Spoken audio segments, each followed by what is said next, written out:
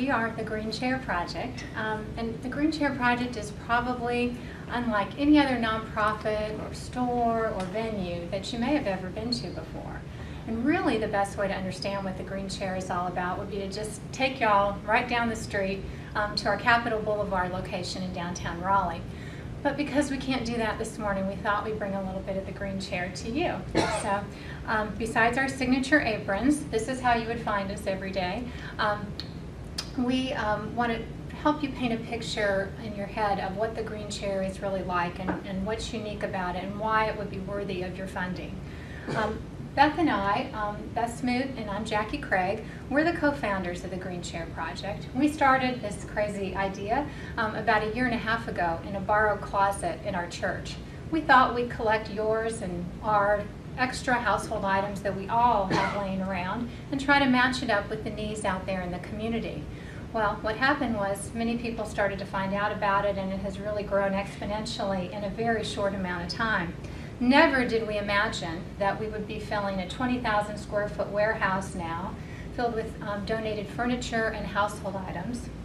We never imagined that we would already be a 501c3 nonprofit corporation with a board, with governance, with budgets and employees, and now even relocating to our 4th location, which will now be a new permanent home for the Green Chair, just 1 mile up the road from us at what is now the Alfred Williams Company.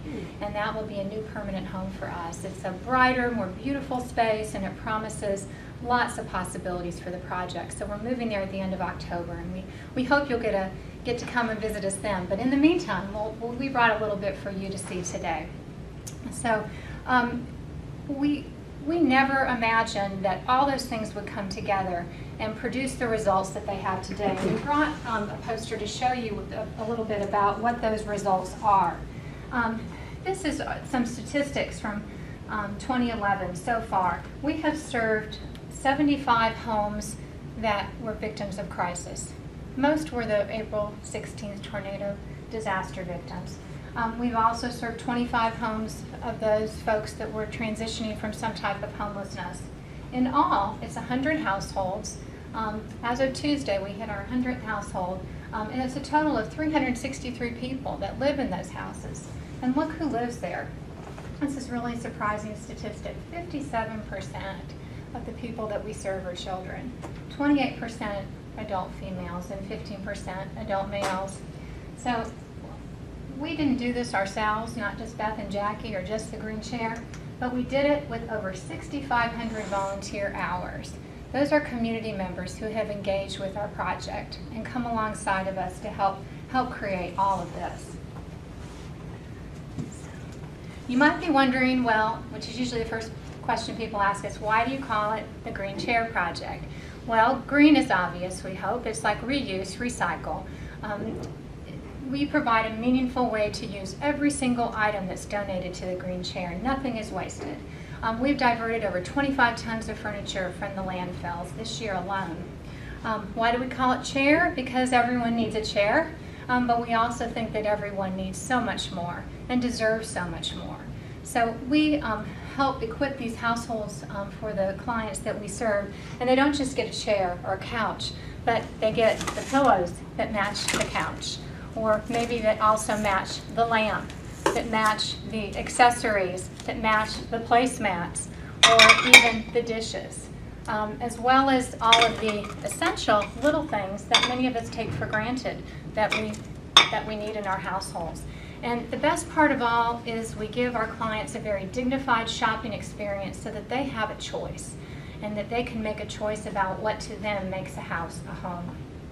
So by partnering with these local agencies, many of which you're probably very familiar with, we are helping victims of not only of natural disasters or fires, also victims of domestic violence, folks who successfully transition out of homelessness by working with these great agencies.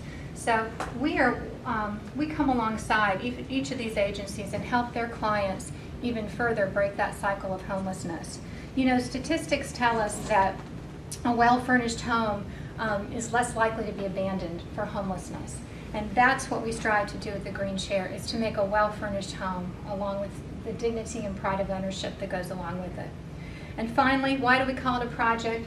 Because these 13 agencies that we serve are in the mix with us. We're not doing it alone. We're complementing their services and helping their reach go farther into the community.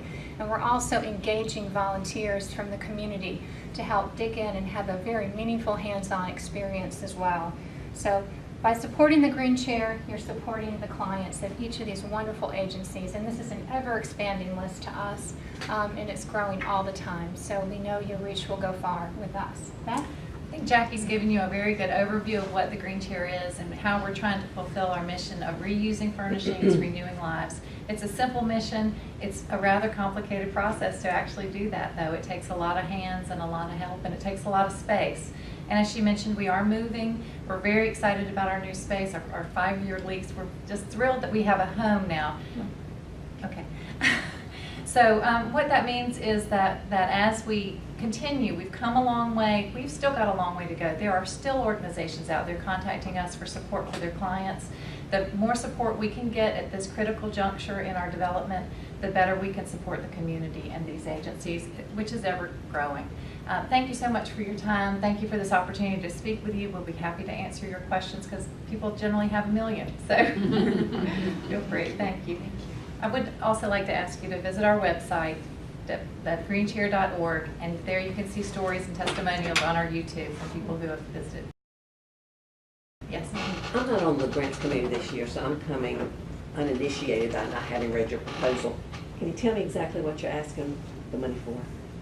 Space and staffing. That is the bottom line of what we need. As we grow, we have managed 6,500 volunteer hours on vapors. Mm-hmm. We have no, we finally hired an intern.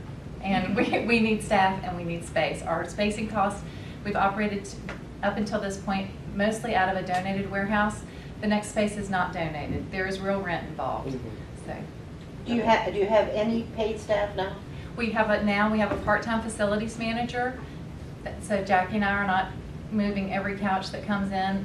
Finally, we have hired an intern that works 20 hours a week, and Peace College has given us a work-study student for 10 hours a week. And then Jackie and I both put in about 100 hours a week, and we are not, we're staff, but we're not paid. You're unpaid. How long have you been in existence? We incorporated in April of 2010, so just over a year and a half. We didn't envision this. We're happy and feel privileged to be part of it and to do it. But you know, if we had sat down with a business plan, we wouldn't be sitting here right now. We are doing it, and we do have a business plan now, so you don't have to worry. Yes. Could you talk a little bit about how a referred client, I think is the term you use, comes to you and how the budgeting works and all that? Yes, we have a proprietary point system that we use with our clients who are referred here. First, they have to come through an agency. The agency has agreed to use our guidelines for how to select a client. The agency is actually our client, the person who comes as a participant, but how to select them, they have to have an existing and ongoing relationship with that person and to have verified their needs. Once they're referred to us, they can spend anywhere from $50 to $200. They get a set number of points. From that, they can decide how to spend that. So they have a buy-in into the process. It's an empowering process, not an enabling process.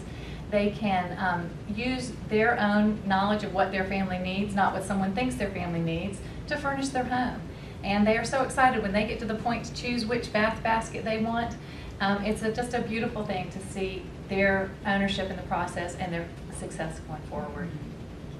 Have any other questions? Can they furnish a home on that budget? For the $200 is 100 points. We had someone just come in, he got a couch, a recliner, a kitchen table and chairs. He got a coffee table, he got a rug to go under it, 2 lamps, he got a chest of drawers for his bedroom, he got bedding, he got his bath things. He got an entire kitchen. Our kitchen pack has dishes, utensils, glasses, pots and pans, cookware, placemats, everyone comes with cloth napkins. We are very green.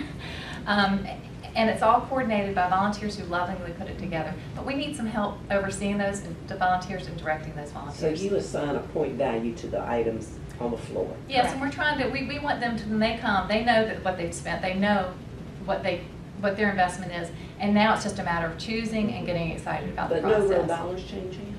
No, they do pay for those points. There is a and some agencies help them, some agencies sponsor them. Some people are in a program where they've learned to budget, and they've budgeted, and they know when they get that apartment that, great, I'm going to be able to furnish this apartment for my $200. So, and it varies. We've had large families, as large as 14, as a family of 14. They've spent a little bit more than the 200, but How often can they come back? it's a one-time visit. Yeah. And they have appointments when they come, and we are not just open as a store It's when only they by come. It's a referral. one-time, usually when they're setting up a whole house. So do you advise? Yes, we shop with, it's a Oh, personal abs- shopping experience, and we help them pull together and try to empower them to make their own choices. And it's an exciting process, and typically ends with tears. They're No. yeah, very excited about what they've done. So, Congratulations. thank you. Thank you very much. Thank you for this opportunity.